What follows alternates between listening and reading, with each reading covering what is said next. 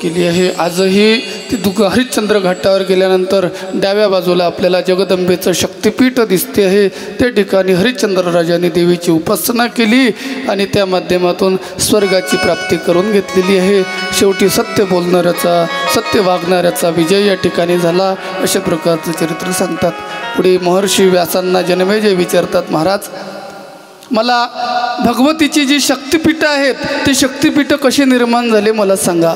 भारतामध्ये एकूण 108 शक्तिपीठं आहेत, त्यापैकी महाराष्ट्रामध्ये 3.5 शक्तिपीठं प्रसिद्ध आहेत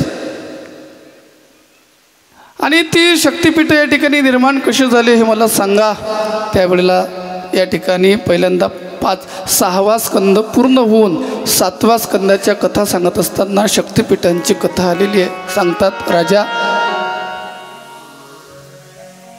ब्रह्मदेवाने दक्ष प्रजापतीला निर्माण केलेलं आहे, मनु महाराजांना निर्माण केलेलं आहे, पहिल्यांदा शतरूपेला निर्माण केलेलं आहे। शतरूपेपासून मनु आणि शतरूपेपासून 3 मुली झाल्या, आकुती, देवहूती आणि प्रसूती। त्यापैकी प्रसूती नावाची जी मुलगी आहे ती प्रसूती नावाची मुलगी या ठिकाणी दक्ष प्रजापतीला देण्यात आली आणि त्या दक्ष प्रजापतीपासून प्रसूतीला त्या ठिकाणी 16 मुली झाल्या। त्यापैकी 13 मुली ज्या आहेत त्या 13 मुली धर्माला दिल्या होत्या, 1 मुलगी पितरांना दिली आणि 1 मुलगी अग्नीला दिली, स्वहा आणि स्वधा। आणि सर्वात लहान मुलगी जी आहे जिचं नाव सती, ही सती भगवान शंकराला देण्यात आली होती। भगवान शंकराचा आणि सतीचा विवाह सोहळा संपन्न झालाय आणि एक वेळेला दक्ष प्रजापतींनी एक सत्र बोलावलं होतं। त्या सर्व सत्रांमध्ये सर्व देव देवता गण गंधर्व मनुष्य आदी सर्व आलेले होते आणि ज्या वेळेला त्या सभेमध्ये दक्ष प्रजापतीचं आगमन झालं त्यावेळेला भगवान शंकर उठून उभे राहिले नाहीत, उठून उभे राहिले आणि या गोष्टीचा दक्ष प्रजापतीला राग आला। महाराज मानवी स्वभाव कसं आहे, किती लोकांनी सन्मान केला हे पाहण्यापेक्षा किती लोकांनी माझा अपमान केला याच्याकडे जास्त लक्ष असते। कोणी माझा अपमान करते का, मी येताना कोणी उठून उभं राहते की नाही राहत। दक्ष प्रजापतीचं नेमकं तेच झालं। दक्ष प्रजापतीचं जे लक्ष होतं ते लक्ष माझा अपमान करणाऱ्यावर जास्त लक्ष आहे आणि महाराज तो एवढ्या मोठ्या सभेमध्ये भगवान शंकराची निंदा करायला लागला, भगवान शंकराची निंदा करायला लागला। हा स्मशानामध्ये राहतो, मुंडमाळा गळ्यामध्ये घालतो, राख पावडर म्हणून हा राख अंगाला लावतो, मेल्या मुर्द्याची राख अंगाला लावतोय, याला रहन सहन नाही, हा माणसांमध्ये राहून नाही, हा भूतांच्या सोबत राहतो वगैरे अनेक अनेक अशा प्रकारची निंदा भगवत शंकराची निंदा करायला लागली। महाराज शहाणे माणसं वादामध्ये पडत नाहीत। भगवान शंकर त्या ठिकाणाहून निघून गेले, काही न बोलता निघून गेले। शहाण्या माणसांनी मूर्ख माणसाबरोबर वाद करण्यात काही अर्थ नसते। त्यांना म्हटलं निंदा करते कर तू माझी निंदा, ठीक आहे। आणि कैलासावर आले, कैलासावर आल्यानंतर ही गोष्ट आपल्या पत्नीजवळ सांगितली नाही। काही गोष्टी सांगायच्या नसतात, धर्मशास्त्र सांगतं 9 गोष्टी नव यज्ञान यत्न, धर्मशास्त्र सांगतं आयुर्वित्त गृहच्छिद्र मैथुन भोजनम दानम मानम अपमानच नवगोप्यानि नयत्न्यतः। धर्मशास्त्र असं सांगतं की आयुष्य सांगू नये, औषध सांगू नये, वित्त आपल्याकडे किती पैसा आहे बँकेमध्ये सांगू नये, आयुर्वित्त गृहच्छिद्र घरामध्ये असणारे भांडणं कधीच सांगायचे नसतात। सासूची भांडणं असतात, सासूनांचे असतात, नवरा बायकोचे असतात, सांगायचे नसतात। लोक काय मजा घेत असतात, फक्त काय करतात सासूचं सुनीपाशी सांगतात, सुनीचं सासूपाशी सांगतात लोकांना, आणि भांडण झालं का पाहण्याकरता हजर आहेत। याकरता कधीही आपल्या गृहच्छिद्र म्हणजे घरामध्ये असलेले वाद सांगायचे नाहीत। भोजन सांगायचं नाही, मंत्र सांगायचा नाही, त्यानंतर दान, दिलेलं दान सांगायचं नाही. काशीनाथ महाराजच्या आपल्या काशी विश्वनाथाच्या सप्त्याला आम्ही एवढी वर्गणी दिली सांगायचं नाही. वर्गणी द्यायची पण सांगायचं नाही, कारण सांगितल्यानं काय होते, पुण्य कमी होत असते. पुण्य सांगायचं नाही आणि पाप सांगितल्याशिवाय राहायचं नाही. पण माणसं पाप सांगत नाही, पुण्य सांगतात. मी हे केलं, मी अमकं केलं, मी होतो म्हणून तमकं झालं. लोकांचा मानवी स्वभाव आहे तो. दानम मानन अपमानंच, दान दिलेलं दान सांगायचं नाही, झालेला मान सांगायचं नाही, झालेला अपमानही लोकांना सांगायचं नाही. नवगोप्यान यत्नतः सांगायचं नाही, प्रयत्नपूर्वक सांगायचं नाही. भगवान शंकर सांगत नाही. आणि एक वेळेला दक्ष प्रजापती पुन्हा एका यज्ञाचं आयोजन करतोय. फार मोठा यज्ञ आहे, वाजपेयी नावाचा यज्ञ. सर्वांना त्या यज्ञाकरता बोलावलं, पण पार्वती त्या ठिकाणी सती मातेला आमंत्रित केलेलं नाही. सती मातेला आमंत्रित केलं नाही. सतीला माहीत सुद्धा नाही आपल्या पित्याकडे यज्ञ आहे. पण बायांचा स्वभाव असते, ज्याला बोलावलं नाही त्याला जास्त चालणं. ती म्हणते आम्हाला पत्रिक नाही. हा काय होते पत्रिक नसते तर. तिच्या बहिणी ज्या बाकीच्या होत्या त्या कैलासावर आल्या आणि तिला म्हणू लागल्या चालणं, आपल्या बाबाच्याकडे यज्ञ आहे. सांगितलं मला पत्रिक नाही. अगं बाबाच्या घरी जायला कशाला पत्रिका पाहिजे, चाल आमच्यासोबत. ती म्हणाली यांची आज्ञा घ्यायला लागल ना, यांच्याशिवाय कसं काय जमल, घे मग तू पाठीमागून, आम्ही जातो. तिच्या मनामध्ये ते आग पेटली, बाबाच्या घरी जायचं आहे, बाबाच्या घरी जायचं आहे, वडिलांच्या घरी जायचं आहे. आणि ती महादेवाच्या भोवती गिरट्या मारायला लागली. महादेवाने डोळे उघडले, विचारतात सती काय झालं. काही नाही. नाही काही तर कोणी विवंचनेमध्ये नाही, बोल काय झालं तुला. सांगितलं तुमच्या सासऱ्याच्या घरी फार मोठ्या यज्ञाचं आयोजन केलेलं आहे. महाराज बाया बोलण्यामध्ये हुशार असतात. आता यावेळेस तिनं माझ्या बापाच्या घरी नाही म्हटलं, ती काय म्हणते तुमच्या सासऱ्याच्या घरी यज्ञ आहे आणि आपल्याला दोघांनाही जावं लागतं. भगवान शंकर म्हणतात माझ्या सासऱ्याच्या घरी यज्ञ आहे, मग आपल्याला दोघांना जाऊ की आपण, पण आपल्याला पत्रिका आहे काय म्हणे नाही, आपल्याला काही निरोप आला काय म्हणे नाही, आपल्याला फोन आला काय म्हणे नाही, व्हॉट्सअपवर एखादा मेसेज तो पण नाही, मग जायचं कशाला. महाराज काही असे ठिकाणं आहेत त्या ठिकाणी बोलावलं तर जावं, काही ठिकाणी बोलावलं नाही तर जाऊ नये, आणि काही ठिकाणी बोलावलं तरी जाऊ नये. असे जागा आहेत काही ठरलेल्या. या ठिकाणी कथा आहे, या ठिकाणी बोलावण्याची वाट पाहू नये. तुका म्हणे तिथे न पाचारिता जावे, आम्हाला कोणी सांगेल आणि बोलावीन आणि जाऊ असं नसते चालत कथेमध्ये. आणि लग्न समारंभ आहे त्या ठिकाणी पत्रिका असलीच पाहिजे, नाही तर मग परिस्थिती बेकार होते. एक माणूस एका ठिकाणी भूक लागली होती, काहीतरी त्याला पंगत दिसली, गेला पंक्तीत जेवायला. एका जणाने विचारलं का कुठून आले म्हणे पोराच्या इकडून आलो. दुसऱ्याने विचारलं का कुठून आले म्हणे पुरीच्या इकडून आलो. तिसरा म्हणे राजा मऊ 13वीची पंगत होईना. म्हणजे अशी फसगत होते. याकरता बोलावल्याशिवाय जेवायला जायचं नसतं. आणि त्यानंतर काही असे ठिकाणं असतं त्या ठिकाणी जाऊच नाही, बोलावलं तरी जाऊ नये. इलेक्शनच्या काळामध्ये फुकट वाटतात. काय इलेक्शनच्या काळात फुकट काय वाटतात, काय वाटत असतात तुमच्या इकडे नाहीत वाटत वाटते. पैसे वाटतात की दारू वाटतात. दारू फुकट असते, ते पाण्याच्या आंघोळीसारखी असते, आंघोळ करून घ्या. पण त्यावेळेस जाव काय आपण फुकट आहे म्हणून गेलं पाहिजे का. आता तुम्हाला काय विचारून अर्थ मागच्यांना विचारायला लागेल माणसांना का हो. त्या ठिकाणी फुकट असलं तरी जाऊ नये. काही ठिकाणं असे असतात त्या ठिकाणी जाऊच नये. म्हणून आपल्याला या ठिकाणी बोलावलं नाही आणि गेलो तर अपमान होत असते. जायचं नाही बाबा, जायचं नाही असं म्हटल्यानंतर ठीक आहे जायचं नाही, पण तरी तिचं मन काही भरत नाही. ती म्हणते नाही जायचंच आहे मला, जायचंच आहे मला, जायचंच आहे. महादेव म्हणतात जा. तर स्त्री हट्टाला कोण मागं होईल, जा म्हटलं. मग महादेवा तिला वाटलं येईन आपल्या मागं. तीच मागं पाहते येते काय ते काही येत नाहीत.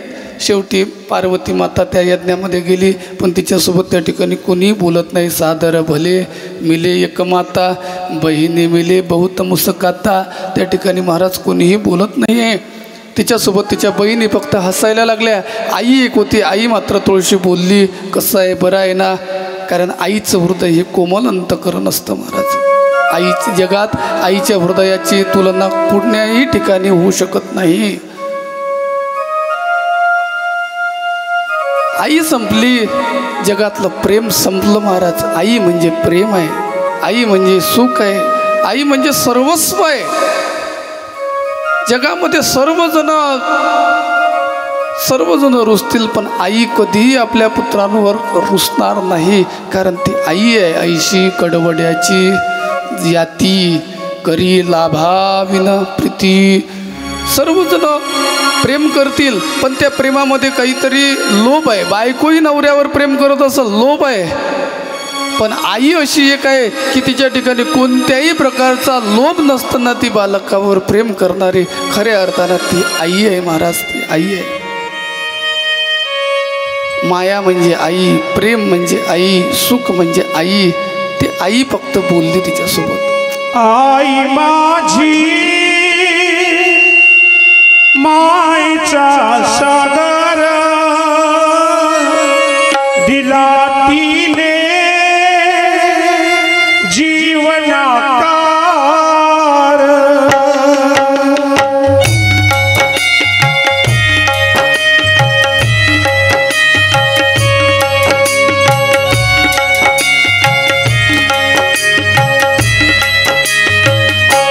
आई माझी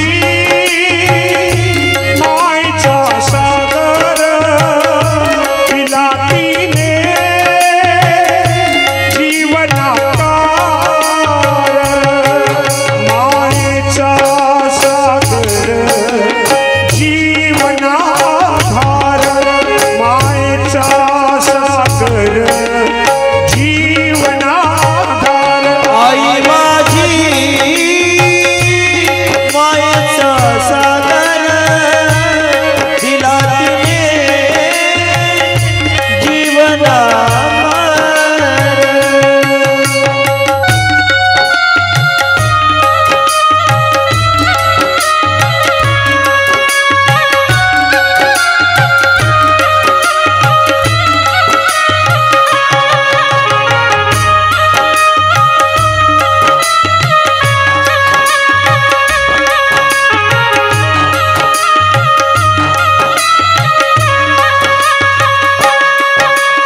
तडपत्या उन्हात रखरखत्या रानात.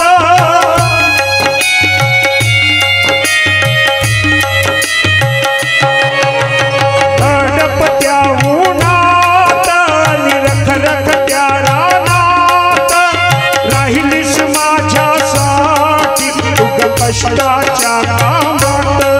कधी मिळेल मुठभर घास, कधी घडे तुला उपवास. ओल्या मातीतून चालताना उडविले कट्टाचे पाट. आई माझी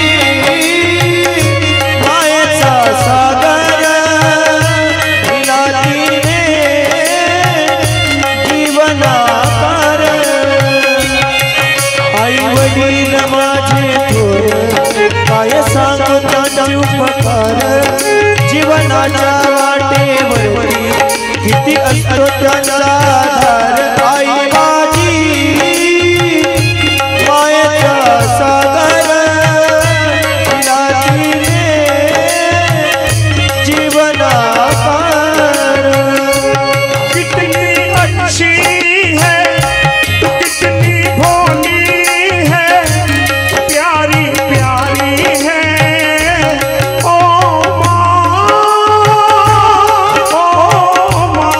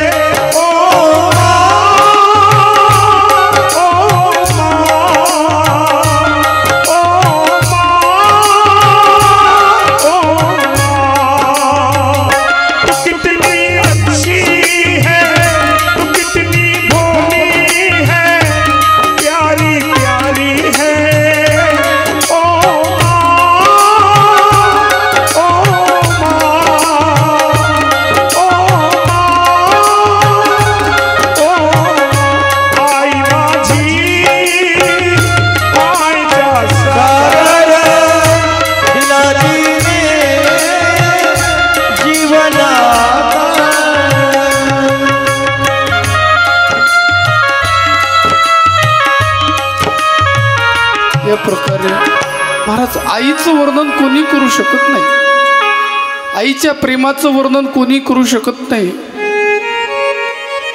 आई संपली, प्रेम संपलं. त्या सतीबरोबर बोलताना फक्त आई बोलते. बापानं सक्त ताकीद करून दिली होती, सती आल्यानंतर कोणीही बोलायचं नाही, तरी सुद्धा आई बोलते. ते आईचं हृदय आहे. महाराज प्रसूती बोलली. त्यानंतर ती त्या यज्ञशालेमध्ये येते आणि यज्ञशालेमध्ये आल्यानंतर पाहते तर त्या ठिकाणी भगवान शंकराकरता आविर्भाग दिलेला नाही. पूजा करत असताना, कोणताही यज्ञ करत असताना ईशान्य दिशेला भगवान शंकराकरता स्थान असतं, त्याला रुद्रपीठ म्हणतात. आणि त्यांच्याकरता आविर्भाग असतो. या ठिकाणी रुद्रपीठच दिसलं नाही.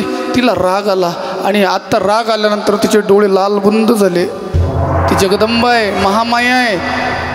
जेवढी ती शांत आहे तेवढी क्रोधिष्ठ सुद्धा आहे. महाराज ती लालबुंद तिचे डोळे झालेले आहेत आणि त्या दक्षला बोलते, रे दक्ष, अरे तू भगवान शंकराची निंदा करतोयस. त्यावेळेला भगवत तो दक्ष म्हणतोय, शांत हो, अगं तुला इथे बोलावलं नाही कोणी आणि तू का आलीस? अरे जा, तू तुझा पती स्मशानामध्ये राहतो, मुंड माळ्यांच्या गळ्यामध्ये माळा घालतोय, त्यानंतर त्या प्रेतांचं राख अंगाला फासतोय, गळ्याला मध्ये सर्प घालतोय, असा अपवित्र तुझा पती, आणि त्याच्याविषयी मला काहीच सांगायचं नाही. तिने पुन्हा भगवान शंकराची निंदा श्रवण केली, ऐकायला आली आणि ती पुन्हा बोलायला लागली, रे दक्ष, तू भगवान शंकराची निंदा करतोयस, त्यामुळे तुझ्यापासून निर्माण झालेलं हे शरीर मी या ठिकाणी ठेवू शकत नाही. का? उद्या जर मला माझ्या पतीने दाक्षायिनी म्हणून आवाज दिला तर मला लाज वाटेल, याकरता मी या शरीराचा त्याग करतोय. आणि लगेच ती उत्तर दिशेला तोंड करून बसलेली आहे, पीत वस्त्र धारण केलेलं आहे आणि स्वतःची जी अग्नी आहे, शरीरामध्ये जो अग्नी आहे, तो अग्नी तिने त्या ठिकाणी प्रगट केला आहे आणि त्या अग्नीमध्ये धाळ धाळ धाळ धाळ राज. सर्वजण चकित झाले. काय होईल आता? जगदंबेने स्वतःला त्या ठिकाणी अग्नीमध्ये समर्पित केलेलं आहे. काय होईल? सर्वांना भीती वाटायला लागली आणि पाहता पाहता ही गोष्ट भगवान शंकराकडे पोहोचलेली आहे. नारदांनी भगवान शंकराला सांगितलं, हे प्रभो, या ठिकाणी सती जी आहे ती सती अग्नीमध्ये भस्म झाली. भगवान शंकर आसनान उठले, क्रोधायमान झाले आणि त्या ठिकाणी तांडव करायला लागले. हातामध्ये त्रिशूल घेतलंय, डमरू घेतलंय आणि भगवान शंकरांनी जे जटा आहेत जटा मोकळ्या सोडल्या आणि जटा मोकळ्या सोडून भगवान शंकर तांडव करायला लागले. महाराज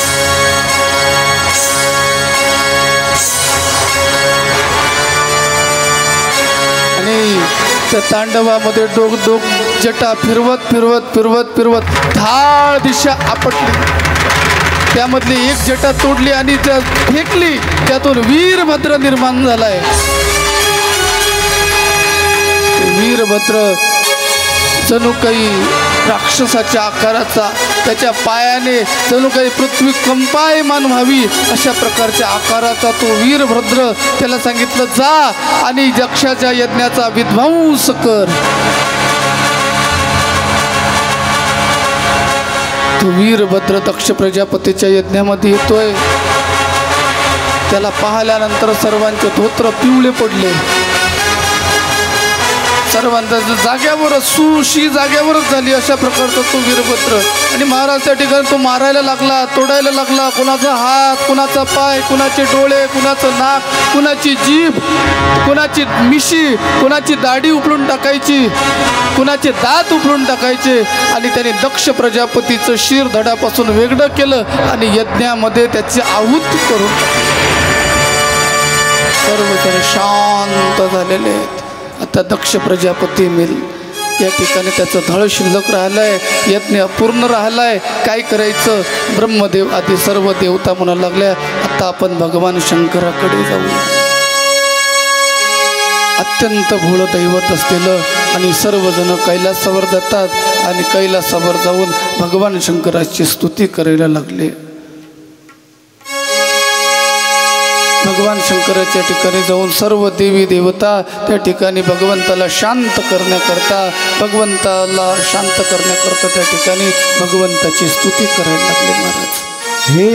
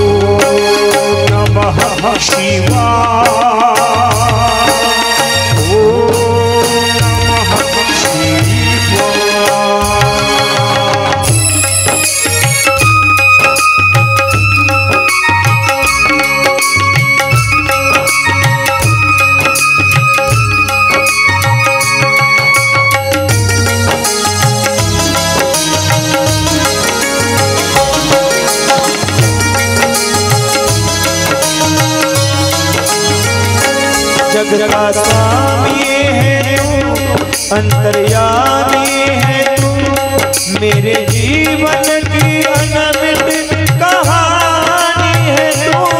तेरी शक्ति अपार, तेरा पावन है तेरी पूजा ही मेरा जीवन आधार। धूल तेरे चरणों की लेकर जीवन को साकार किया। हे शंभो मेरे भोलेनाथ, तीनों लोक में तू ही तू। श्रद्धा सुमन मेरा मन बेल पर तेरी, जीवन भी अर्पण कर दूं।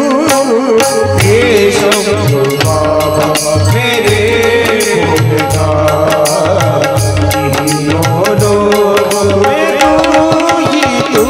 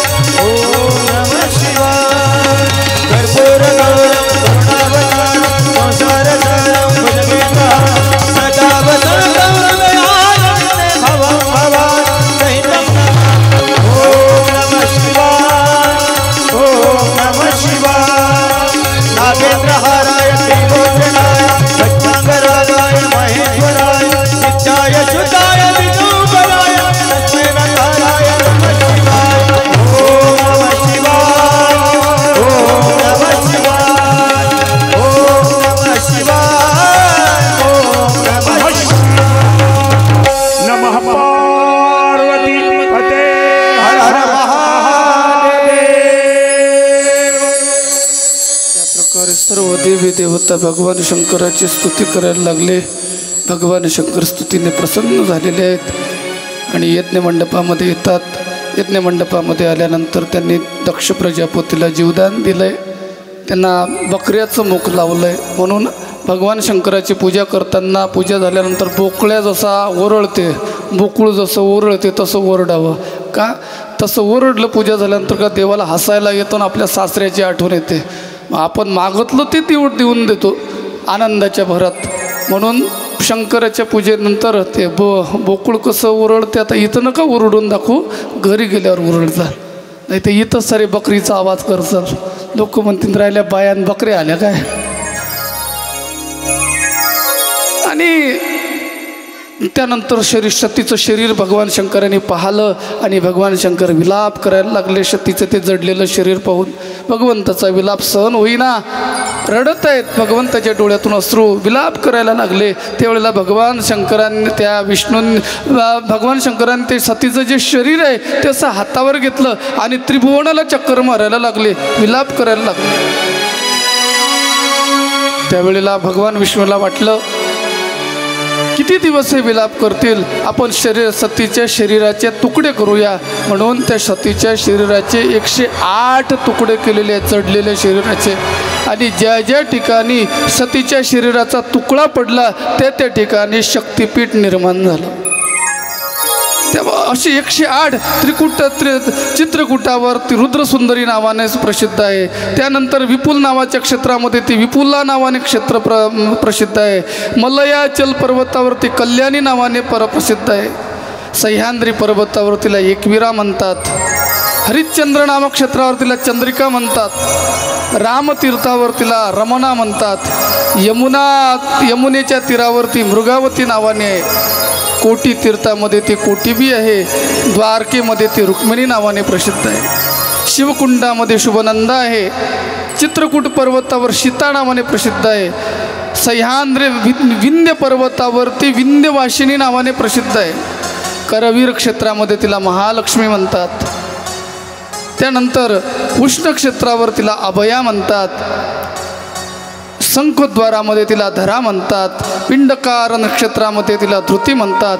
चंद्रभागा क्षेत्रामध्ये तिला कला म्हणतात. अशा प्रकारे त्या जगदंबेची अनेक नावं आहेत. आणि तीच जगदंबा पुढे हिमालय पर्वताच्या घरी गौरी म्हणजेच पार्वती रूपाने जन्माला आली.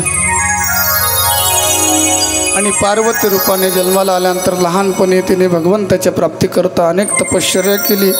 एक वेळेला तिला त्या हिमालय पर्वताने विचारले आणि हिमालय पर्वताने सांगितलं की तुझं स्वरूप काय आहेस, कोण आहेस तू. त्यावेळेला त्या जगदंबेने हिमालय पर्वताला 9 अध्यायाची देवी गीता सांगितली. स्वतःचं स्वरूप सांगण्याकरता जे बोधाचा उपदेश केला आहे त्याला देवी गीता अशा प्रकारे म्हणतात. पर्वतराज हिमालयाच्या ठिकाणी जिज्ञासा निर्माण झाली आणि पर्वतराज म्हणू लागले, हे देवी तू कोण आहेस. त्यावेळेला जगदंबा बोलू लागली, मी विकाराच्या पलीकडे असणारी स्वयंप्रकाशी अनादी अचिंत्य अनिर्वचनीय अशा प्रकारची मला माया म्हणतात. ती बोलायला लागली, मी अनिर्वचनीय, वचनाच्या पलीकडे अशा प्रकारची मी आहे. राजन, माझ्या ठिकाणच्या आदितत्वापासून हे पंचीकृत असलेलं आकाश निर्माण झालंय. त्यापासून शब्द निर्माण झाला, त्यापासून स्पर्श निर्माण झाला, वायू आणि त्या स्पर्शापासून वायू निर्माण झाला. पुढे वायूपासून तेज निर्माण झालं, तेजापासून जल निर्माण झालं आणि जलापासून गंधयुक्त अशा प्रकारची पृथ्वी निर्माण झाली. म्हणजे संपूर्ण जगताला निर्माण करणारी मी आहे असं तू समज. हे राजन, हे हिमालया, माझं जे संपूर्ण शरीराचं स्वरूप आहे हे संपूर्ण स्वरूप म्हणजे जग आहे. मी प्राणरूप आहे. मी या जगतामध्ये प्राणी रूपाने प्रवेश केलेला आहे. हे हिमालया, तुला सांगायचं म्हणजे सर्व चराचर जगतामध्ये मीच असून माझ्या ज्या प्रकारे एखादी माळ असते त्या माळीमध्ये जो मणी असतात ते मणी एका दोऱ्यामध्ये ओढलेले असतात, तशा प्रकारे संपूर्ण जग म्हणजे मणी आहे आणि मी त्याची दोरी आहे. संपूर्ण जगताला मी या ठिकाणी बांधून घेतलेलं आहे, सूत्र रूपाने बांधून घेतलेलं आहे. तू समज. अपार हा भवसागर दुस्तर. फीडबॅक देतो. अपार हा भवसागर दुस्तर, तुझ्या कृपे विना कोण तरे. जय जय दुर्गे शुभम करे. जय जय दुर्गे शुभम करे. अपार हा भवसागर दुस्तर. अपार हा भवसागर दुस्तर, तुझ्या कृपे विना कोण तरे. जय दुर्गे शुभम करे. जय जय दुर्गे शुभम करे.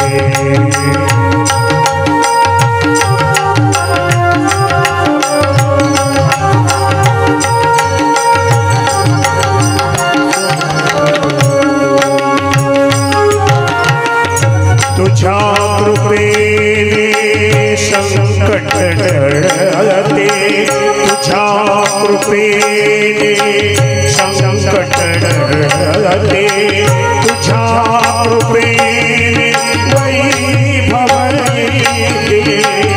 तुझ्या कृपेने वैभव येते.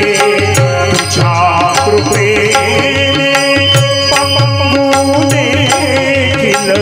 तुझ्या कृपेने पंगू देखील कधी उल्लंघन गिरशी करे. जय जय दुर्गे शुभम करे. जय जय दुर्गे शुभम करे. अपार हा भवसागर दुस्तर. अपार हा भवसागर दुस्तर, तुझ्या कृपे विना कोण तरे. जय जय दुर्गे शुभम करे. जय जय दुर्गे शुभम करे.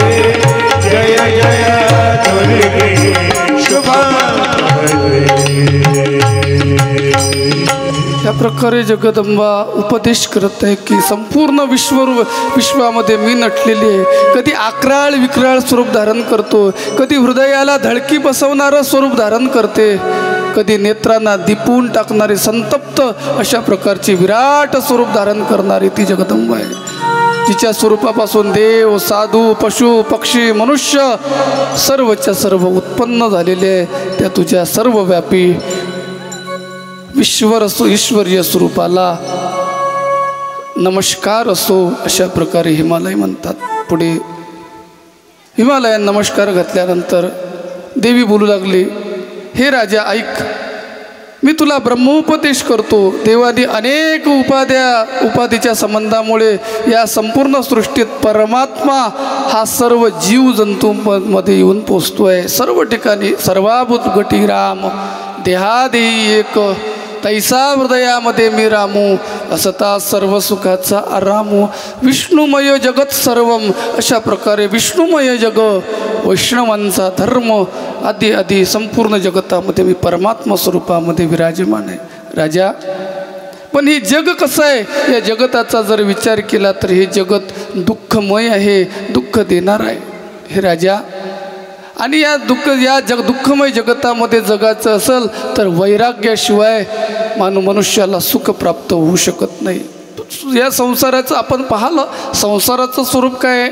संसाराचं स्वरूप आहे दुःख देणे, हा संसाराचा स्वभाव आहे. आणि तरायचं असेल मग या संसाररूपी सागरातून तरायचं असेल, सर्वजण दुःखी आहेत, पण ज्यांनी या संसारातला दोष जाणला ते मात्र सुखी आहेत. कारण ते मग त्या संसाराच्या वाट्याला पळत नाहीत. ज्यांनी या संसाराचा दोष जाणलेला आहे आणि जाणणारे फक्त आणि फक्त साधू संत आहेत, त्यांनी या संसाराचा दोष जाणला आहे. जुने कीर्तनकार नेहमी एक दृष्टांत सांगायचे.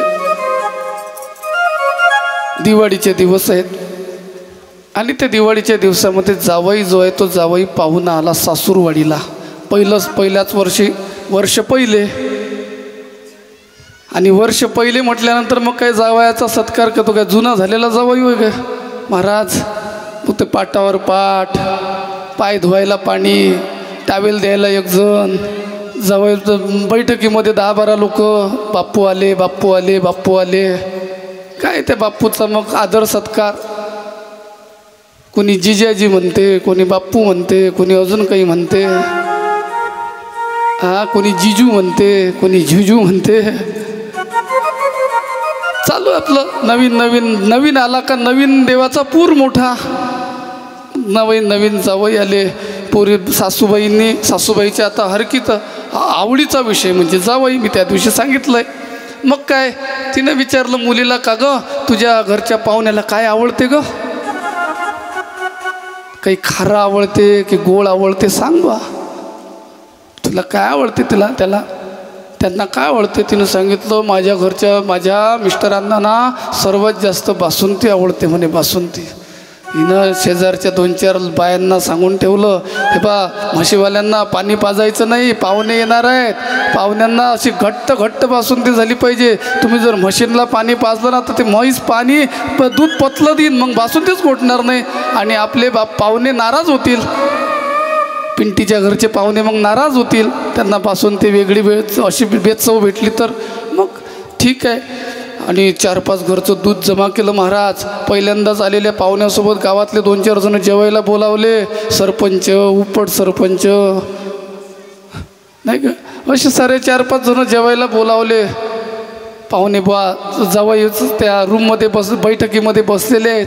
बैठकीमध्ये एक बरोबर अशी खिडकी होती, त्या खिडकीतून स्वयंपाक खोलीमध्ये काय चालू आहे हे बरोबर समजत होतं. मग सासूबाई सकाळच्या वेळी लगबगीनं उठली. आता 4-5 दिवसापासून त्या जावयाच्या नादात हिवाळ्याचे दिवस, दिवाळी म्हटल्यानंतर तिला झाली होती सर्दी. आणि ते सर्दी नवीन होती, सुरुवातीची सर्दी होती. मग एवढी मोठी ते चुलीवर एवढा मोठा गंज ठेवला. आता कुठं गॅसवर घोटायचं म्हणून एवढा मोठा गंज चुलीवर तो गंज ठेवला. त्यामध्ये ते दूध ओतलं आणि घोटणं चालू झालं. पावसाळा नेमकाच निघून गेला होता, म्हणजे त्यामुळे लाकडं जे होते तेही ओलसरच होती. ती ओलसर लाकडातून महाराज धूर निघायचा आणि त्या धुराने हिच्या नाकातलं तूप विरघळायचं. हिच्या नाकातलं तूप त्या ठिकाणी विरघडायला लागलं आणि मग ती त्या तुपाता त्यामध्ये पळू नये याकरता ती नाक वळायला लागली. वर ओढायची, वळता किती वेळ वळणार महाराज. ते पातळ झालेलं होतं ना. शेवटी धरिताई परी आवरीना. काय झालं, त्या तुपाने बासुंदीमध्ये प्रवेश केला आणि नेमकं जावई बुवाचं लक्ष त्याच वेळेस त्या बासुंदीवर गेलं. झालेला सर्व प्रकार बाप्पूंनी आपल्या डोळ्यांनी लाईव्ह पाहिला. मग काय बासुंदी झाली, भजे वडे कुरड्या पापड जे काय करायचं ते सर्व केलं. पाट मांडले, पाटावर ताट, बसण्याकरता पाटीला पाट, अगरबत्त्याचा घमघमाट. मग काय सर्वजण जेवायला बसले. सासरे बुवा, चुलत सासरे बुवा, गावातले सरपंच, ते असेच उपसरपंच सर्व जेवायला बसले. आणि सर्वजण जेवायला बसल्यानंतर बापूनं त्या बासुंदीची वाटी हळूच ताटाच्या बाहेर काढून ठेवली. सासूबाईने म्हटलं, पिंटीनं तर सांगितलं होतं तुम्हाला बासुंदी आवडते, मग तुम्ही का खात नाही. नाही, आता माझं मन भरलं, मी काही बासुंदी खात नाही. नाही, एवढीशी तरी खा बाप्पू, तुमच्यासाठी म्हणून केली. बाकीचे लोक तर असे हाणायला लागले हो. कोणी 4 वाट्या, कोणी 10 वाट्या. फुकटची असल्यावर काय, फुकटचं खाय त्याला स्वस्त महाग काय. मग काय बासुंदीच्या वाट्यावर बाप्पू मात्र एकही घोट घ्यायला तयार नाही. सासूने विचारलं, बापू तुम्हाला काय पाहिजे. पहिलं वर्ष आहे, काय पाहिजे? तुम्ही रुसले आहे का? काय पाहिजे बोला.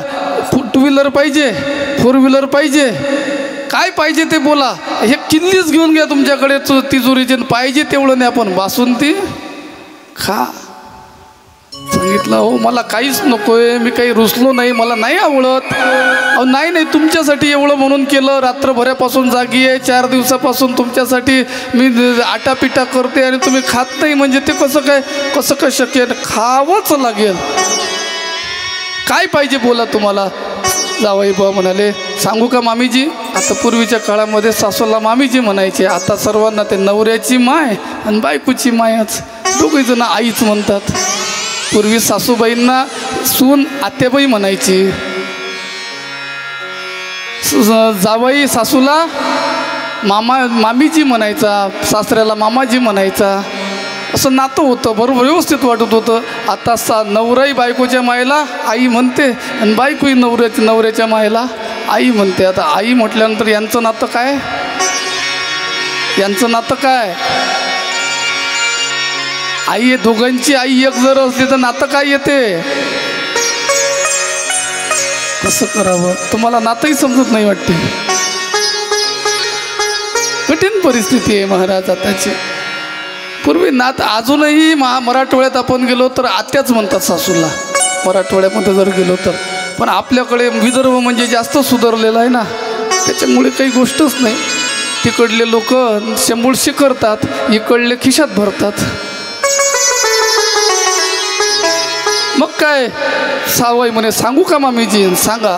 तिला मोठा हर्ष झाला, काय सांगते, किती सांगते किती नाही. सांगू का मामीजी? सांगा. तुम्ही ना ज्यावेळेस ते बासुंदी घोटली त्यावेळेस तुमच्या नाकातलं तूप विरघडलं, ते त्या बासुंदीत तिनं ऐकलं. ऐकल्याबरोबर तिला असं वाटलं जावयानं 2 लावून दिले असते तर परवडलं असतं. पण काय बोललं आता? तिचं तोंड असं पाहण्यासारखंच झालं. महाराज माझा दृष्टांत संपला. मला काय सांगायचं की त्या जावाई काच बासुंदी खात नव्हतं, त्याला त्या बासुंदीतला दोष माहीत झाला होता. तसं साधू संत या संसाराच्या वाट्याला का जात नाही? त्यांना या संसाराचा दोष कळलेला आहे म्हणून ते या संसाराच्या वाट्याला जात नाहीत महाराज. म्हणून संसारापासून मृत्यूलोकी सुखाची कहाणी ऐकी जेल कवनाचे श्रवणी, कैशी सुखनिद्रा अंतरंगी इंगळाच्या. महाराज हा संसार दुःखाला कारणीभूत आहे. त्या साधू संतांना दुःख होत नाही. ते साधू संत म्हणतात आम्ही सर्वांकरता हा संसार सुखाचा करू, अवघाची संसार सुखाचा करी, आनंदे भरी न तिन्ही लोका. त्यांनी या संसारातला दोष जाणलेला आहे म्हणून ते संसाराच्या वाट्याला न लागता परमार्थाकडे लक्ष देतात. त्यामुळे त्यांना आजी संसारू सोपडू झाला गे माई, देखलिया पायी विठोबाची अवस्था झालेली असते. अशा प्रकारे म्हणून या संसारामधून तरुण जायचं असेल तर वैराग्य सार रसिको भक्तिभूत. वैराग्य पाहिजे. संसाराच्या विषयी अपेक्षा नसावी, संसाराच्या विषयी आशा नसावी. आशा ती समूळ खदूनी काढावी, मगची गोसावी भावे तिने तुकोबाराय म्हणतात. त्या प्रकारे वैराग्य असलं पाहिजे. वैराग्य अंतःकरणामध्ये सर्व गोष्टीच्या विषयी वैराग्य झालं का, वैराग्य असलं का सुख आपोआप प्राप्त होते. भोगावं पण भोगाची आसक्ती नसावी. त्या ठिकाणी आसक्त होऊन भोगू नये तर ते सुखाला कारणीभूत होते. पण आपली आसक्ती आहे त्या ठिकाणी. ज्या प्रकारे त्या शंभळाला माशी चिटकली असते तशी आपण या संसाराला चिटकलेला आहे. शंभळाला माशी चिटकली का ती मरते पण त्या शंभळातून निघत नाही. तसं आपण एवढं संसारामध्ये आसक्त झालं आहे, मरायला तयार आहे पण निघायला तयार नाही महाराज, निघायला तयार नाही. ही परिस्थिती झालेली आहे. याकरता हे राजन तू या संसारामध्ये आणि काय तुझं स्वरूप काय आहे, तुझं खरं स्वरूप काय आहे राजा, तू तुझ्या स्वरूपाला ओळख. आपुला आल्या तुम्ही रूपासी ओळखा आणि उभा राहा म्हणतात. तुझं स्वरूप तू तत्वमशी, ते तत्व तू आहेस. जे परब्रह्म तत्व ते तू आहेस. मी तो वासुदेव तत्वता कडो येईल विचारता, आहे ठाऊक सभाग्य संता. सर्वाभूती पाहे एक वासुदेव पुसोनिया ठावो हंतेचा तुका मने हातो स्वये परब्रह्म मूर्खने निवर्म संत चरण ईश्वर सर्वभूताना हृदयेशे अर्जुन तिष्ठती सर्वभूताचे अंतरी. अशा प्रकारे संपूर्ण जगतामध्ये तू सुद्धा परब्रह्म आहे आणि जगत सुद्धा परब्रह्म आहे. देवी सांगते तू तत् म्हणजे तू स्वतः जीव नाहीस तर तू परमात्मा आहेस अशा प्रकारचा उपदेश ती देते. योग त्यानंतर योग सांगते आहे. अष्टांग अशा प्रकारचे योग आहेत. 8 प्रकारच्या योगाचा उपदेश केला. यम नियम प्राणायाम प्रत्याहार धारणा ध्यान आणि समाधी. त्यातून समाधी तत्वापर्यंत गेल्यानंतर परब्रह्म परमेश्वरी प्राप्त होते. आणि याहीपेक्षा जर सर्वात मार्ग तुला हे जर शक्य होत नसेल तर मग भक्तिमार्ग बहु सोपा पुण्य नागवे या पापा. हे राजा तुला योग मार्ग कठीण वाटत असेल तर सर्वात सोपा मार्ग कोणता आहे? भक्ती मार्ग हा सोपा आहे. तू भगवतीची भक्ती कर आणि त्या जगदंबेला प्राप्त करून घे. भक्तीच्या जोरावर तो भक्ती म्हणजे काय? भक्ती म्हणजे प्रेम आणि त्या प्रेमाच्या जोरावर तो भगवान परमात्मा आपलासा होत असतो. करता भगवंतावर प्रेम करावं. भगवतीच्या ठिकाणी प्रेम असलं पाहिजे. भक्ती मार्गाचा अवलंबन कर. भक्ती म्हणजे प्रेम देवाच्या ठिकाणी किती प्रेम असावं किती प्रेम असावं देवाच्या ठिकाणी. आपण आपल्या स्वतःच्या ठिकाणी जेवढं प्रेम करतो तेवढं देवाच्या ठिकाणी करणं त्याला भक्ती म्हणतात. पण आपल्याच ठिकाणी जास्त आहे महाराज. आपण जे प्रेम करताना बायकोवर प्रेम करतो मुलावर प्रेम करतो ते आपल्याकरता करतो. आत्मानाम जाये ते पुत्र हा. जे प्रेम करतो ना ते प्रेम दुसऱ्या कोणाच्या करता नाही ते स्वतः करताय. पत्नीवर जे प्रेम करतो ते स्वतः करताय. पुत्रावर जे प्रेम करतो ते स्वतः करताय. आपण जेवढं स्वतःवर करतो तेवढं कोणावरच करत नाही महाराज. पायाला जर थोडंसं जखम झाली डॉक्टरनं सांगितलं की हे जखम जर कमी होणार नाही तुम्हाला घेऊन जाणार. उपाय एकच आहे. त्या जखमीकरता अंगठा तोडावा लागतो. आपण म्हणतो अंगठा तोडून टाका पण मला वाचवा. पाय तोडायला तयार होतो पण मला वाचवा. म्हणजे आपलं प्रेम कोणावर आहे? स्वतःवर आहे की बाकीच्या गोष्टीवर आहे? स्वतःच्या देहावरही जेवढं प्रेम नाही जेवढं स्वतःच्या जीवावर आहे महाराज. म्हणून आपण जेवढं स्वतःच्या जीवावर प्रेम करतो तेवढं प्रेम भगवंताच्या ठिकाणी करणं त्याला भक्ती अशा प्रकारे म्हणतात. त्याला भक्ती म्हणतात. हे राजा या प्रकारे तू भक्ती म्हणजे काय तर तू माझी भक्ती प्रेम माझ्यावर प्रेम कर. मला सर्वस्व समर्पित कर. तुझ्या ठिकाणी जे काही आहे ते सर्व माझं आहे अशी भावना तुझ्या ठिकाणी ठेव. तन मन धन से सब कुछ है तेरा तुझको अर्पण क्या लागेरा. ओम जय जगदीश हरे. तुका म्हणे प्राण करा देवाशी अर्पण. या प्रकारे देवाला सर्वस्व समर्पित करा. त्यानंतर देवीची व्रत सांगितली. देवीची स्थानं सांगितली. देवीची जी स्थानं आहेत त्या देवीच्या स्थानाला जावं. कोल्हापूर मातापूर म्हणजे माहूर तुळजापूर त्यानंतर सप्तशृंगी त्यानंतर हिमालयामध्ये विंध्याचल काशीमध्ये अन्नपूर्णा अशा या ठिकाणी जावं आणि देवींचं दर्शन घ्यावं. त्यानंतर देवीचं व्रत सांगितलं. देवीचं व्रत सांगत असताना नवरात्र हे देवीचं व्रत आहे. अष्टमी हे देवीचं व्रत आहे. त्या व्रताला करावं अनुष्ठानपूर्वक करावं. अशा प्रकारे ती देवी प्रसन्न होत असते. त्यानंतर देवीची पूजा करावी. पूजा करत असताना अंतरपूजा आहे बाह्यपूजा आहे. अंतरपूजा म्हणजे आतल्यात मानसिक पूजा करावी. बाह्यपूजा यथा देहे तथा देवे. आपल्या देहाला ज्या ज्या गोष्टी पाहिजेत त्या सर्वच्या सर्व देवीला सुद्धा अर्पण करायच्या. त्याला भक्ती त्याला प्रेम अशा प्रकारे म्हणतात. या प्रकारे उपदेश केला आणि या माध्यमातून तुम्ही माझ्यापर्यंत पोचाल अशा प्रकारचा उपदेश त्या हिमालय राजाला गौरी म्हणजेच पार्वती मातेने केलेला आहे. आणि या ठिकाणी षष्टम स्कंद पूर्ण झाला. सप्तम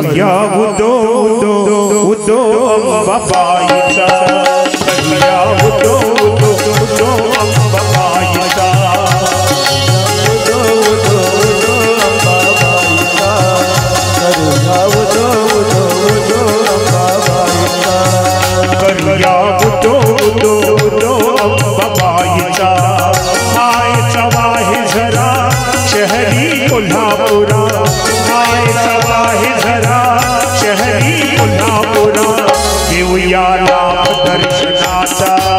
उदो उदो करूया उदो उदो उदो अंबाबाईचा करूया उदो उदो उदो अंबाबाईचा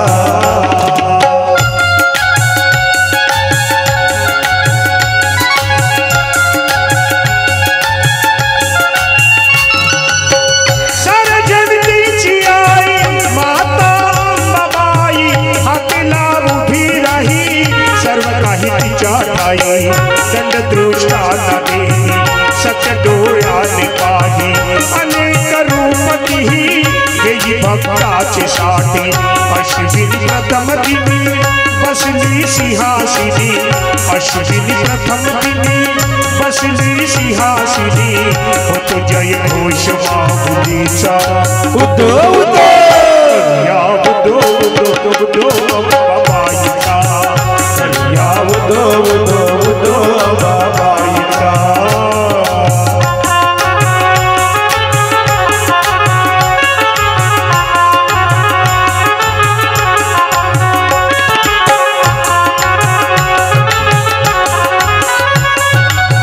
डोंगरी माथ्यावर ज्योतिबाचे मंदिर जुळती दोन्ही कर पाहाल मूर्ती जर असे हे कोल्हापूर नवरात्रीला फार करती देवीचा तो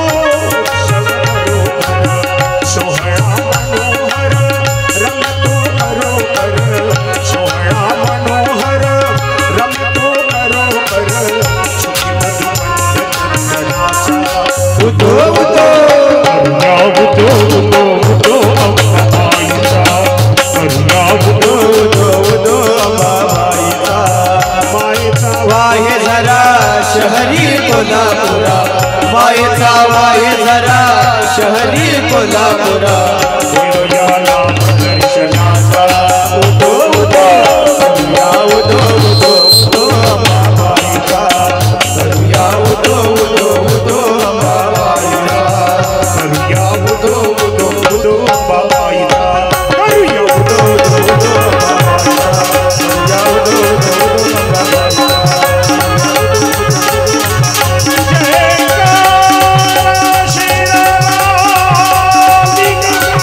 बोल साचे दरबार की या प्रकारे त्यानंतर जनमेजय प्रश्न विचारतात, महाराज हे राज मला देवीचं चरित्र सांगा. शुंभ निशुंभ राक्षसाला त्या जगदंबेने कोण्या प्रकारे मारलं? रक्तबीज नावाच्या राक्षसाला जगदंबेने कोण्या प्रकारे मारलं? त्याचा वध कसा केला हे मला तुम्ही सांगा. त्यावेळेला व्यासमुनी सांगायला लागले, ऐका, प्राचीन काळामध्ये शुंभ आणि निशुंभ नावाचे दोन महाबलाढ्य राक्षस होते. ते अजिंक्य होते. दोघंही स्वतः एकमेका भाऊ होते. दोघंही जण दुराचारी, गर्विष्ठ, उन्मत्त झालेले, सर्वांना त्रास देत असत. अशा त्या उन्मत्त दैत्यांचा जगदंबेने संहार केला. महाराज जन्मेजय म्हणाला, हे वर होते कुठले?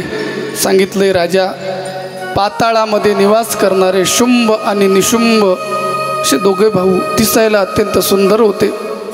ते भूतलावर आले आणि त्यांनी ब्रह्मदेवाला प्रसन्न करण्याकरता वरदान मागून घेतलं. ब्रह्मदेवाची तपश्चर्या केली.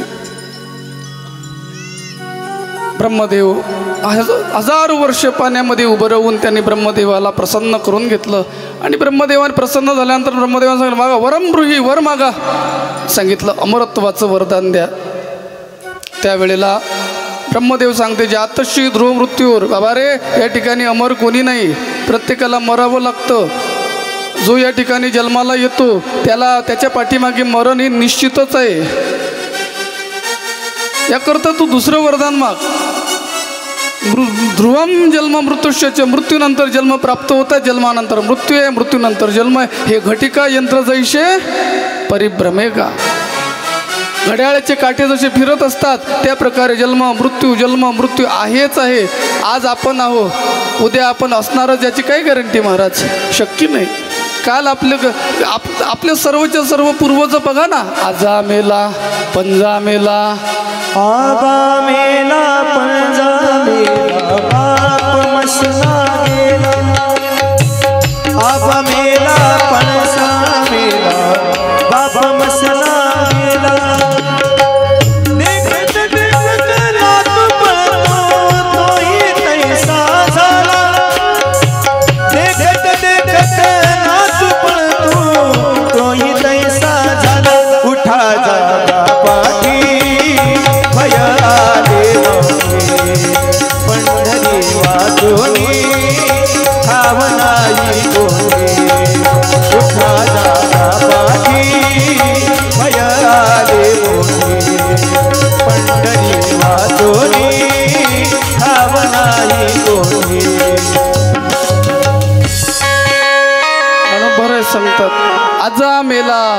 पंजा मेला, बाप मसना गेला, कोण आलं इथं राहायला? कोणी या ठिकाणी राहण्याकरता मरण हे अटळ आहे. मरणाला कितीही टाळण्याचा प्रयत्न करा, मरावं लागतं. कितीही टाळण्याचा प्रयत्न करा महाराज, कितीही टाळण्याचा प्रयत्न करा. एक माणूस उन्हाळ्याचे दिवस होते, चांगला एशीमध्ये झोपला, चांगली झोप लागली. आता जेवला तर चांगलं जेवण झालं उन्हाळ्यात का चांगली झोप येत असते. आता उन्हाळ्यात चालू आहे सध्या. दुपारी जेवण झालं का अशी सुस्ती येते, पण काय करावं, नाईलाजानं कथेत या लागते. मग चांगली झोप लागलेली आहे आणि झोप लागली 2-3 वाजले असतील. अशा वेळेला त्याचा दरवाजाची जी बेल होती ती बेल वाजली, डोरबेल वाजली. याला वाटलं कोण आलं एवढ्या दुपारी, चांगली झोप लागलेली आहे. अजून 2-3 वेळा झाल्या, 3-4 वेळा झालं. ना इलाजानं त्याला तो उठत डोळे पुसले, डोळे उघडणं, दरवाजा उघडण्याकरता गेला. दरवाजा उघडल्याबरोबर एक विचित्र आकाराचा, डोक्यावर शिंग असणारा काराकुट्ट पुरुष दिसला. त्याला वाटलं कोणीतरी गावात. कोण आहे रे म्हणून? तो म्हणे मी यम आहो, यम आहे हम. त्यानं सांगितलं यम कोण? यम अहो खरा यम आहे, इंग्रजीतला नाही बरं, नाही तर तुम्हाला इंग्रजीतला वाटेल. खरा यम आहे. मग याचे 5 गेले, 7 गेले आणि 5च राहिले. आता तर करायला लागला. यम कशाला आला? अरे म्हणे तुझं लिस्टीत नाव आहे, आज घेऊन जायला आलो. तू म्हणे हे बघा, आमच्या महाराष्ट्रामध्ये कोणी गावामध्ये घरामध्ये जर कोणी आलो त्याचं स्वागत असते. आम्ही त्याला अमृत तुल्य पाजत असतो. चहा, तुम्ही चहा घ्या. यमानं विचार केला, थोडा वेळ बसूनच घेऊ ना, नाहीतरी प्रसिद्ध आहे हिचं पेय अमृत तुल्य, घेऊनच पाहू. तिकडल्या अमृतातलं खूप येतो. नाही, हे बसलं, हे चहा करण्याकरता गेलं. यानं चहात काहीतरी पावडर टाकून दिली गुंगीची आणि चहा आणला. यमाला तो चहा दिला. चहा पिऊन यम तृप्त झाला आणि त्यानं तिथंच अंग टाकलं. यमानं अंग टाकलं. यानं त्याचा लॅपटॉप घेतला आणि पाहिलं, याचं नाव होतं लिस्टवर. यानं ते तिथलं नाव डिलीट केलं आणि सर्वात खाली लिहिलं. जवळजवळ 25 वर्षाचं आयुष्य. याला वाटलं आता 25 वर्ष काही घोर राहिला नाही, आपण हुशार भरलो. थोड्या वेळानं यम सावध झाला. यम म्हणे काय राजा, त्या पेय पाजलं मी, एवढं खुश झालो. आतापर्यंत वरून लिस्ट घेत होता, आता खालून चालू करतो. म्हणजे मरणात कितीही मरण टाळण्याचा प्रयत्न करा, मरण चुकत नाही. तू लाख हिफाजत कर ले, तू लाख करे रखवाली. तू लाख हिफाजत कर ले, तू लाख करे रखवाली. उड़ जाएगा एक दिन पंछी रहेगा मेरा रानी. उड़ जाएगा एक दिन पंछी रहेगा मेरा रानी. तू लाख हिफाजत कर ले, तू लाख करे रखवाली. तू लाख हिफाजत कर ले. म्हणजे फक्त आणि फक्त जगदंबेला शरण गेल्याशिवाय आता आपल्याला कोणीही तारू शकत नाही.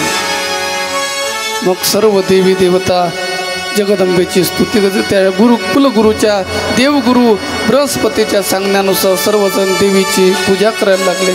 सुचिरभूत झाले. हृदयामध्ये मायाबीजाचा जप करू लागले आणि त्या महामायेला नमस्कार करू लागले. पराभक्तीने तिचं स्तवन करायला लागले. हे देवी, हे विश्वेश्वरी, हे सदानंद रूपे, हे प्राणनाथे, हे सुरानंदनंदिनी, हे दानवनाशिनी, तुझं स्वरूप भक्तिगम्य.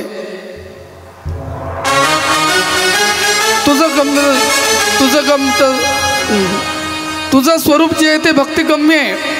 मानवाचे सकल मनोरथ पूर्ण करणारे तू आहेस. आम्ही तुला नमस्कार करतो. हे माते, तू उत्पत्तीकाली, संहारकाली या रूपाने शक्ती रूपाने स्थित आहेस. स्मृती, बुद्धी, धृती, जरा, पृष्टी, तृष्टी, धैर्य, कांती, शांती, सुविद्या या सर्व स्वरूपामध्ये तू आहेस. तूच महिषासुराचा वध केला. हे विश्ववंदे, आम्ही तुला जाणतोय. हे जगदंबे, म्हणूनच आम्ही तुझ्या दयेस पात्र आहोत. हे देवी, आमचं भयापासून तू रक्षण कर. उदयस तू. सर्वजण जगदंबेची स्तुती करायला लागले. त्याच वेळेला पार्वती माता त्या ठिकाणी प्रगट झाली आणि पार्वती मातेच्या शरीरापासून अचानक एक उत्कृष्ट स्वरूप प्रकट झालं. पार्वतीच्या शरीरापासून ती अंबा निघाल्यामुळे तिला कौशिकी अशा प्रकारे म्हणतात. तिचा जो वर्ण आहे, तिचा वर्ण अत्यंत काळा कुट्ट अशा प्रकारचा वर्ण आहे. ती दिसायला अत्यंत भयानक आहे, जणू काही दृष्टांचा संहार करणार अशा प्रकारची तिची परिस्थिती. आणि ती जगदंबा महाकाली त्या ठिकाणी प्रकट झाली महाराज. आणि प्रकट झाल्यानंतर सर्व देवी देवतांच्या समोर ती कालिका महाकाली असलेली जगदंबा त्या ठिकाणी प्रकट झाली.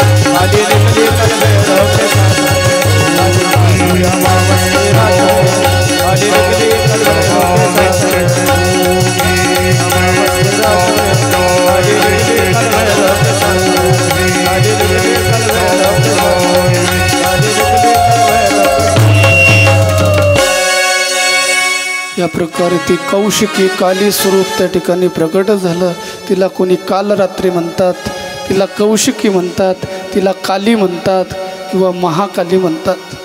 या महाकालीच्या स्वरूपामध्ये त्या ठिकाणी ती प्रकट झाली आणि सर्व देवतांना अभय द्यायला लागली की हे देवतांनो, आता घाबरून जाण्याचं काही काम नाही. मी या त्या शुंभ निशुंभाला, त्यानंतर चंडमुंडाला आणि रक्तबीजाला संहार करेल. तिच्याबरोबर काही शक्ती आहेत, त्या सर्व शक्तींना घेऊन ती उपवनामध्ये जायला लागली. ज्या ठिकाणी शुंभ अशा प्रकारचे महाबलाढ्य राक्षस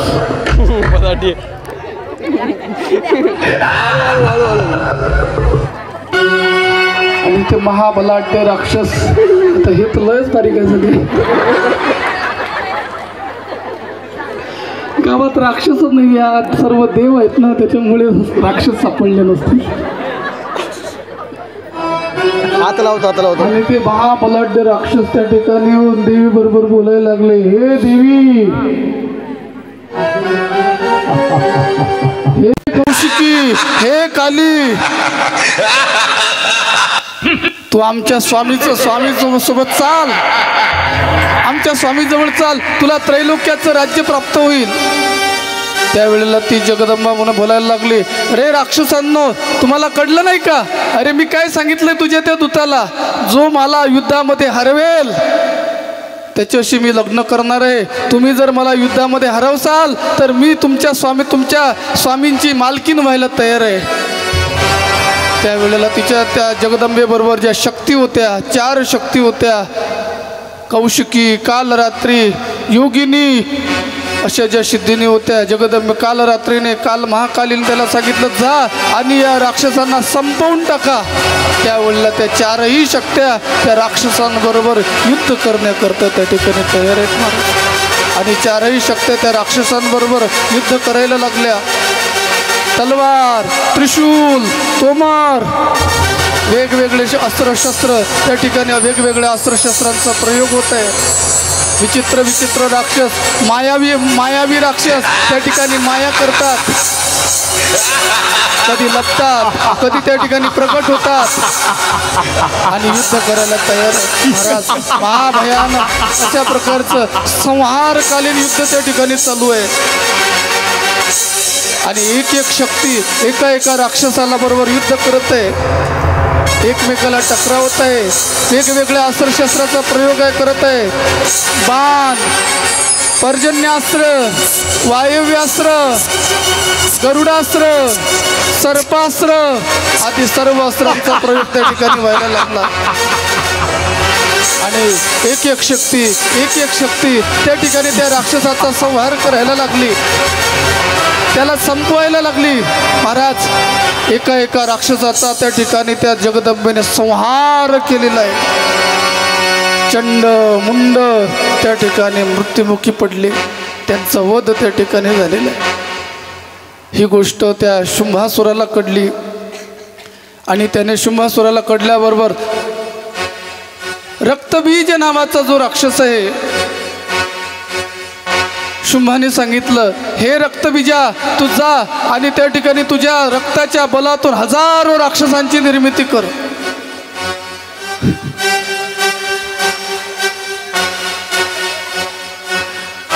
एकटाच तो उचलते त्याला.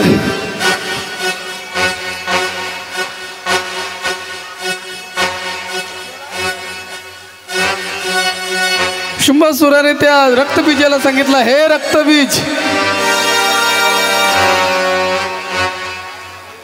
तू जा आणि त्या ठिकाणी जाऊन संपूर्ण अनेक राक्षस निर्माण कर आणि अनेक राक्षस निर्माण केल्यानंतर त्या शक्तीचा संहार कर.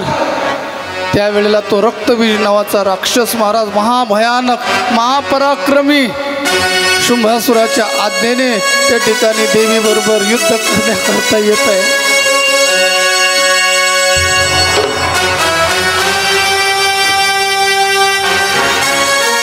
जोरजोराने हसतोय आणि हसत त्याच्या हसल्याने जणू काही त्रिभुवन चकित होत आहे आणि असा असलेला तो महाभयानक राक्षस ठिकाणी जगदंबे बरोबर युद्ध करण्याकरता येत आहे. आणि जगदंबेकडे आलाय, कालंका मातेजवळ आलाय आणि काल तिला म्हणतोय, हे देवी कोण आहेस तू? बोल. आमच्या स्वामींना तू त्यांच्याशी लग्न कर, ते त्रिभुवना तुला सुखामध्ये ठेवतील.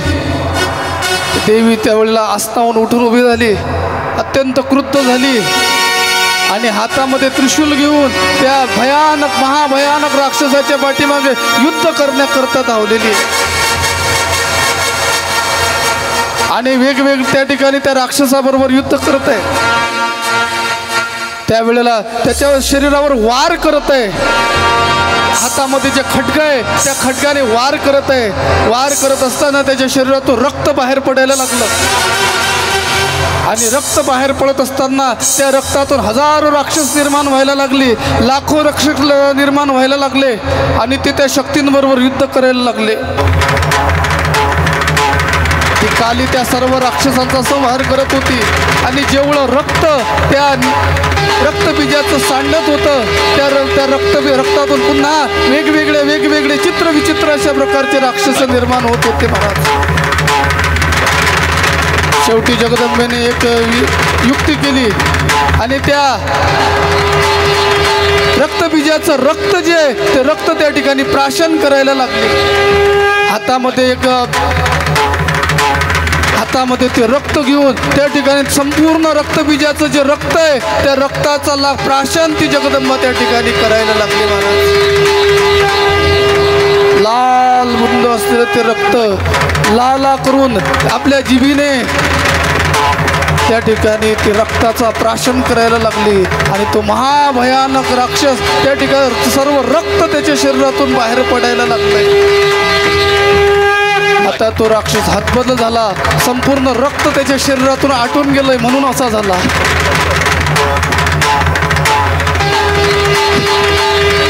आणि पुन्हा देवी बरोबर युद्ध करायला लागला. जगदंबा तिच्या बरोबर युद्ध करायला लागले. वेगवेगळ्या अस्त्रशस्त्राचा प्रयोग आहे, हातामध्ये खड्ग घेतलेला आहे आणि खड्ग घेऊन त्या महाभयानक राक्षसाला त्या ठिकाणी तिने जोरदार एक प्रहार केलाय आणि त्या प्रहाराने तो राक्षस जमिनीवर पडलाय महाराज. जमिनीवर आडवा झालाय आणि त्या जगदंबेने त्याला आपल्या खड्गाने त्याचं शिर जे आहे ते धड्यापासून वेगळं केलेलं आहे आणि त्याच्या शरीरावर एक पाय देऊन त्या ठिकाणी ती मोठमोठ्याने हसायला लागली, मोठमोठ्याने गर्जना करायला लागली आणि त्या ठिकाणी ओरडायला लागली. त्यावेळेला सर्व देवी देवतांनी, आकाशातील सर्व देवी देवतांनी ते युद्ध पाहत असताना जगदंबेवर पुष्पांचा वर्षाव केलाय आणि जगदंबेच्या नावाचा जयघोष त्या ठिकाणी केला. बोल काली मैया की जय. त्यानंतर जो शुंभासुर राक्षस आहे तो शुंभासुर राक्षस सुद्धा त्या ठिकाणी आलेला आहे, जे देवीबरोबर महापराक्रम केलेला आहे आणि जगदंबेने त्या शुंभासुर राक्षसाचा सुद्धा वध केला. अशा अनेक राक्षसांना मारणारी ती जगदंबा त्या ठिकाणी विराजमान झाली त्या राक्षसाला. आणि अशी असलेली ती काल रात्री महाराज त्या काल रात्री आता त्या ठिकाणी अत्यंत क्रुद्ध झालेली आहे आणि क्रुद्ध होऊन त्या ठिकाणी मोठमोठ्याने आक्रोश करायला लागली, त्या ठिकाणी वेगवेगळ्या प्रकारे गर्जना करायला लागली. आता या देवीला शांत कोण करणार, कोण या ठिकाणी त्याला शांत करणार? अशा प्रकारे म्हणून सर्व देवी देवता तिला शांत करण्याचा प्रयोग करायला लागले, पण कोणीही त्या ठिकाणी त्या जगदंबेला शांत करू शकलं नाही. शेवटी भगवान शंकर त्या ठिकाणी आले आणि भगवान शंकर त्या ठिकाणी आल्यानंतर जगदंबेला शांत करण्याकरता तिच्या मार्गामध्ये आडवे झाले आणि आडवे झाल्यानंतर त्या कालरात्रीने त्या कालीने भगवान शंकराच्या शरीरावर एक पाय ठेवला. त्यावेळेला तिला कळलं हे आपले स्वामी आहे आणि ती शांत झालेली आहे. अशा प्रकारे कालरात्रीचं वर्णन आलं आहे. अनेक राक्षसांना संहार करणारे त्या देवीचं चरित्र आपण या ठिकाणी महालक्ष्मीचं चरित्र पाहिलं, त्यानंतर महाकालीचं चरित्र पाहिलं आणि महासरस्वतीचं चरित्र पाहिलं. ह्या तीन देवता ज्या आहेत त्या तीन देवता मुख्य असलेल्या ह्या देवता आहेत, त्या देवतेंचं चरित्र आपण या ठिकाणी पाहिलं. पाहता पाहता सप्त्याचा 6वा दिवस आला आणि आपल्याकडे एकच दिवस शिल्लक राहिला. आणि एक दिवसामधले फक्त काही घंटे 1-2 तास आपल्याकडे शिल्लक आहेत आणि त्या शिल्लक असलेल्या तासांमध्ये जवळजवळ 3 स्कंदांचं चरित्र आपल्याला पाहायचं आहे. महाराज देवीचं चरित्र हे 7 देवीचं अनुष्ठान हे 9 दिवसाचं सांगितलेलं आहे. देवी भागवताचं जे अनुष्ठान आहे ते देवी भागवताचं अनुष्ठान 9 दिवसाचं सांगितलं आहे. पण एवढा काल आपल्याकडे नसतोय, एवढी उपलब्धता नसते, त्यामुळे आपल्याला 7 दिवसाचा सप्ताह करावा लागला आणि त्या 7 दिवसांमध्ये देवीचं चरित्र बसवावं लागलं. काही सोडल्या गेलं, काही धरल्या गेलं, काही राहिलं, पण ते बरं झालं तुम्हाला माहीत नाही तर भागवत असतं तर लगेच म्हटलं असतं महाराज हे सुटलं. पण आता तुम्हाला म्हणण्याची युक्तीच तुमच्याकडे नाही आहे, कारण तुम्हाला माहीतच नाही काय आहे देवी भागवतात. तू हा बाबा काय सांगते हे काही माहीत नाही, त्यामुळे कुठं सुटलं असेल, कुठं कमी जास्त झालं असेल, ते सर्व जगदंबार्पणमस्तू करून आपल्याला पुढील चरित्राला स्पर्श करायचा आहे. या प्रकारे आजची झालेली सेवा जगदंबेच्या चरणावर समर्पित. ज्यांच्या कुणाकडे वर्गणी शिल्लक राहिली असतील त्यांनी या ठिकाणी आणण्याचा प्रयत्न करा. उद्याची जी कथा आहे, उद्याची कथा 1 ते 4 लागत असतं नाही. एक महाराजांनी आपल्याला 3चा वेळ दिला, पण अशक्य आहे ते 3पर्यंत जे काही होईल ते. पण उद्या आपल्याला 3-3:30 पर्यंत या ठिकाणी महाआरती करायची आहे. ग्रंथाची शेवटची महाआरती होईल. जसं रोज आपण आलो तसं उद्यासुद्धा यायचं आहे. उद्या अत्यंत महत्त्वाचा दिवस म्हणजे एकादशीचा दिवस आहे, त्यामुळे सर्वांनी एकादशी करायची. गावामध्ये प्रत्येक व्यक्तींनी, पुरुषांनी, महिला मंडळींनी, कोणाच्याही घरी उद्या भाकर भाजी पोळी हे काही शिजलं नाही पाहिजे. सर्वांच्याकडे दिवस, ज्यांना एकादशी नसते त्यांनी एकादशी करा. सप्त्याचा कालावधी आहे महाराज या सप्ताहाच्या कालावधीमध्ये, आणि ज्यांना एकादशी नसेल त्यांनी उद्यापासून सुरुवात करायची, म्हणजे आपलं कल्याणच होईल. कोणी सर्वांनी एकादशी करायची, आणि एकादशी म्हटल्यानंतर स्वयंपाकाचा घोर तुमच्या मागं नाहीच आहे. त्यामुळे तुम्ही उद्या लवकरात लवकर कथेला याल. जास्तीत जास्त संख्येनं जसे रोज आलो तसं आपल्याला कथेमध्ये यायचं आहे. 3 वाजेपर्यंत आपली कथा होईल. 3 वाजता ग्रंथ